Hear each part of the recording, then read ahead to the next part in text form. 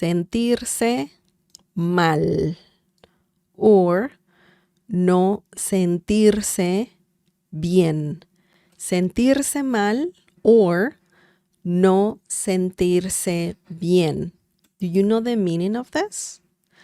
This means, or it's similar to feel under the weather. So, it's not a literal translation. You cannot say, me siento debajo del tiempo, or clima. Weather can also be clima. No, that doesn't make sense if you translate it. Instead, you can say sentirse mal or no sentirse bien. For example, let's look at some examples using this common phrase. Yeah, you can say either one. Both pretty much say, that you feel under the weather. For example, no fui a trabajar hoy porque no me sentía bien. No fui a trabajar hoy porque no me sentía bien. Do you know the meaning of this? It's not that complicated, really. This means I didn't go to work today because I was feeling under the weather. Under the weather. No fui a. That whole thing means I didn't go to. Okay? So you can use that in many situations. No fui a trabajar. Trabajar means work. And it also, it's a verb and it means to work. No fui a trabajar. I didn't go to work. No fui al viaje. I didn't go to the trip for whatever reason. No fui a la fiesta. I didn't go to the party. No fui a la casa. I didn't go home.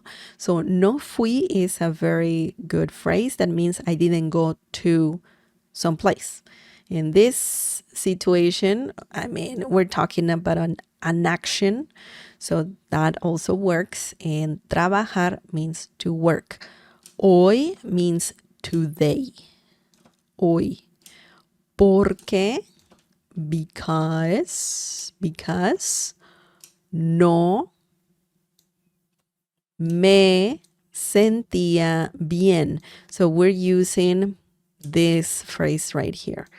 No sentirse bien. Remember, if the verb ends with se, just like these two, that means that you can use those verbs. In this situation, it's the same verb. You can use reflexive pronouns. Me, te, se, le, nos, os, nos. Okay? So remember that. And that's why we have me right here. Just let me erase all the red here. Me is a reflexive pronoun. And you're pretty much talking about yourself. No, obviously, we have it here. And then sentía is the verb sentir, conjugated. And bien right here, means well. In this situation, no me sentía bien. I felt unwell, or you were feeling under the weather. Okay? So if you want to say that in Spanish, to feel under the weather, you can use these two phrases. But let's look at another example. Let's look at another example using the phrases. Probably we will use sentirse mal next. Okay, so let's see what we have. Okay.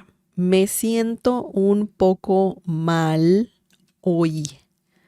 Así que me voy a quedar en casa y descansar. Me siento un poco mal hoy, así que me voy a quedar en casa y descansar. Okay, this means I'm feeling a bit under the weather today, so I'm going to stay home and rest. Okay, okay. By the way, the verb sentir or sentirse refers to feeling, okay, to feeling. Me siento contenta, I feel happy. Me siento mal, I feel unwell, okay, or under the weather. Me siento bien, I feel good, okay? So sentir is a very good verb that means to feel. Okay, me siento, we have the phrase here, me siento mal. Essentially, that's the phrase. Me siento mal. And once again, because we have the se, we're using a reflexive pronoun. In this situation, again, me. Okay? Me siento mal. I'm feeling or I feel under the weather. Okay? Un poco means a bit. Un poco. A bit. Me siento un poco mal. The whole thing. I'm feeling a bit under the weather. Hoy. Again, we have hoy. Today. Así que, I said it before in when talking about another phrase, but así que means so. You want to add more to the sentence. Me voy means I'm going. To quedar means stay. En casa, the whole term en casa means at home, essentially. But in English, we have home. Okay? Quedar en casa, stay home. You can say, me voy a quedar en la casa as well. So you can put la here. Either one is okay. It makes sense. It works. So, y, the next one. Y, the next word. Y and descansar means rest. Okay, so quedar and descansar, both are verbs. One means quedar, means to stay. Descansar means to rest. So it makes sense. It makes sense. Oh boy. It happens.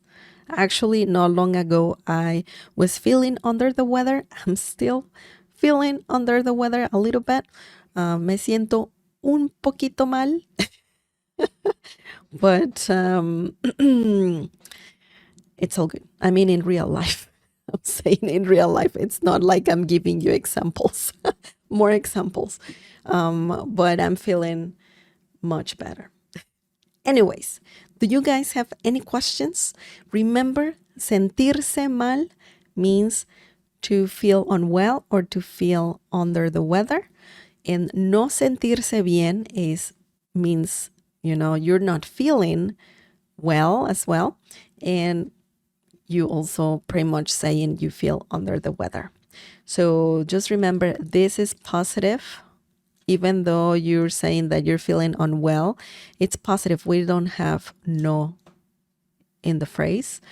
And also we have mal. Sentirse mal, to feel unwell. No sentirse bien, not feeling well. Okay, so that is the literal translation. And both are used to say something similar to feel under the weather. Excellent. Any questions?